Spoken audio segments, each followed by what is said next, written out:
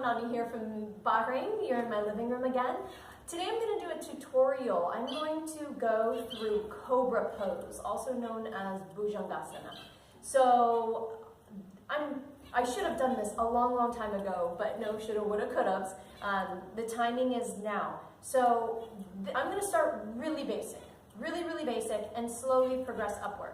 I'm doing this unwarmed up for a reason, so that you don't get me in my fullest, like, big, backy, bendy thing that has taken me, what now, 15 years of working on to get to.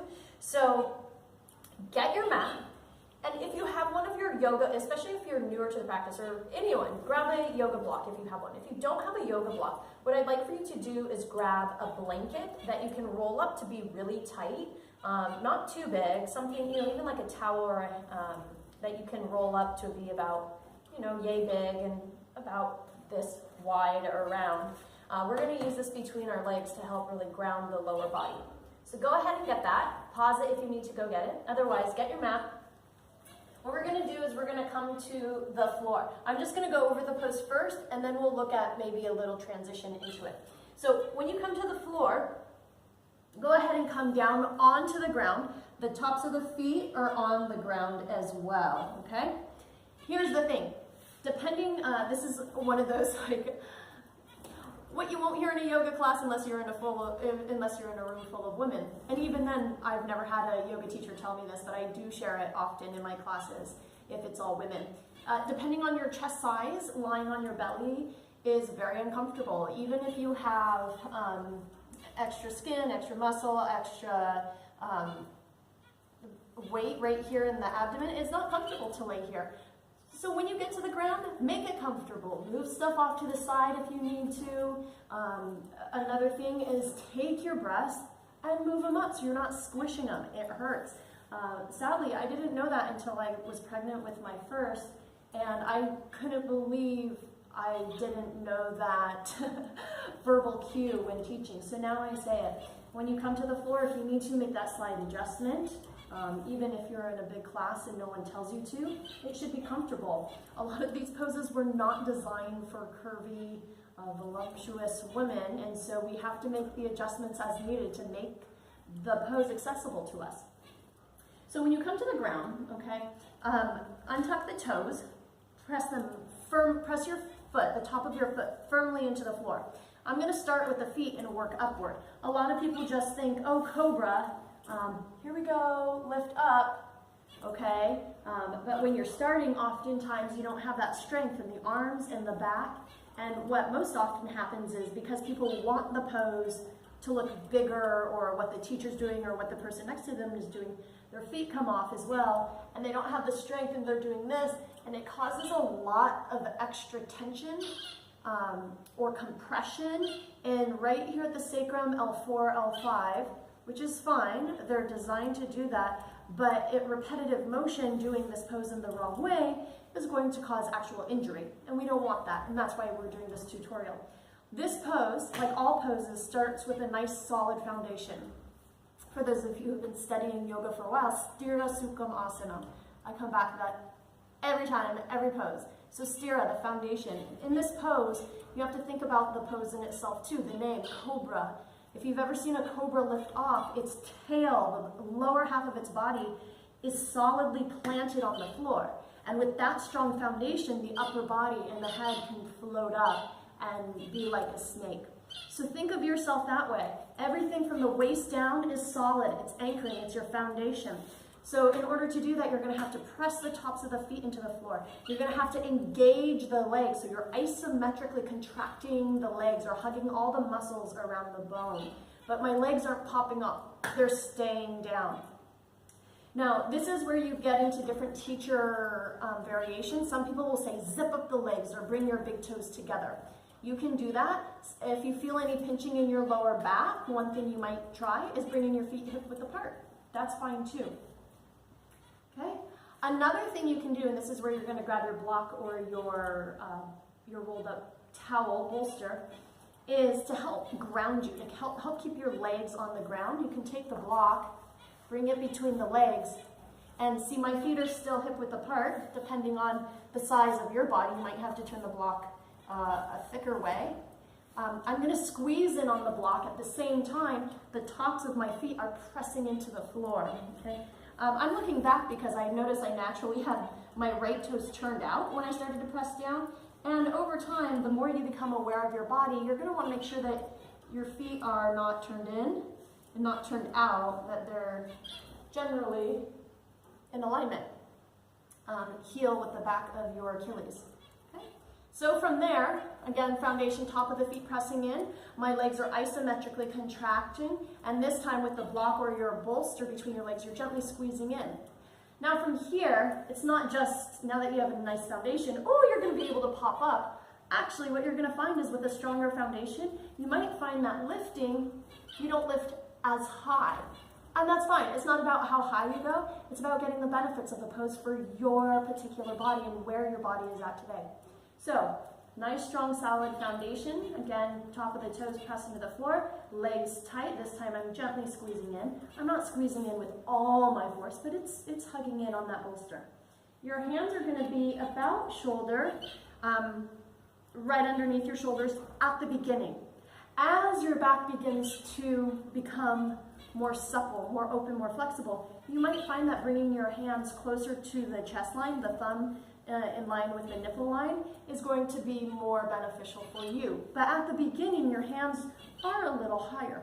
What we want to avoid is if the hands come up, that the shoulders come up or sink forward, okay? For this pose, what we're trying to do is elongate the spine. Think of the Cobra, nice solid foundation, and then the elongation of the spine as you come up. We're not trying to just kink the back. We're not just trying to create compression in the back. There's also this element of reaching up and out of our back to create that elongated pose. So it takes time. It requires you to be your own scientist. Your body is the experiment. This pose is the experiment as well. It's kind of the testing subject or testing object. So again, if you're newer, your hands might be up close underneath your shoulder, but if you find that you're reaching your shoulders forward or collapsing down or coming up towards your ears like this, you might bring your hands back to just help assist drawing the shoulders away from the ears, okay? Your gaze is forward. You don't want to be so down that your chin is touching your chest, but we also don't want to be so high up that, again, I'm compressing in the back of my neck like that. Okay, there's this nice natural curve. At first I look down just to find my foundation. I'm focusing on my lower body, pressing the top of the feet, isometric leg contraction. My quadriceps are pressing firmly into the floor. And my legs gently squeezing in. Now we're going to go up one level more to the hips. From here, what you want to do as you begin to lift, as you begin to draw the shoulders away from the ears and squeeze the upper back muscles to lift, this is all going to happen at the same time. You are also going to imagine your tailbone, and you can even take your hand here and press your tailbone towards your feet as you begin to lift. So what you're feeling, if you can feel your ASIS or the anterior, the front part of your hip bones pressing into the floor, you're going to feel them rock. You're going to feel them lift a little off the floor as you begin to come off, as you bring your upper body off the floor. So again, nice strong foundation.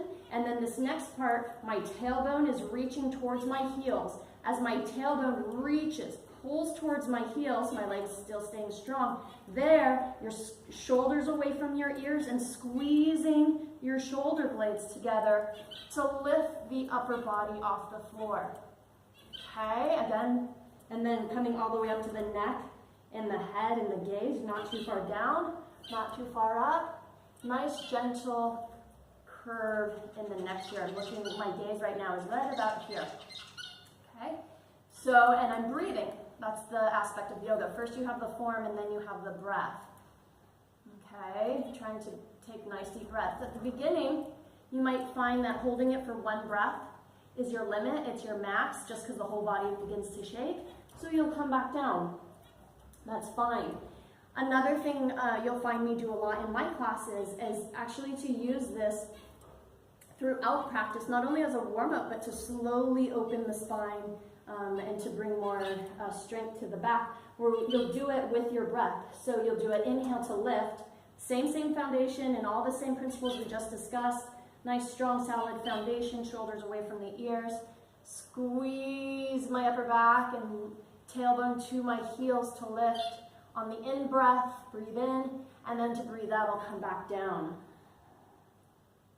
Inhale to lift, and exhale down.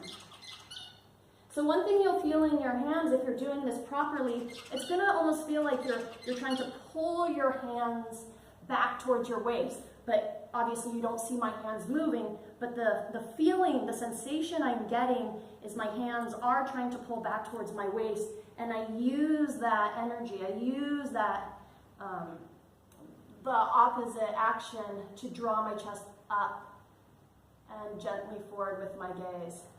And as I lower, my hands stay where they are, but that sensation reduces. But each time I lift up, my legs are strong in the same fashion, tucking the tailbone and lifting and squeezing my upper back to rise. Breathe in and exhale to lower. Okay, one more time. Nice, strong, solid lower body foundation.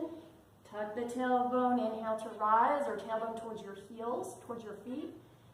And exhale, breathe out, lower. And now just take a break. Make a pillow with your hands. That is the beginning of Cobra. And that is the beginning for everyone, no matter where they started.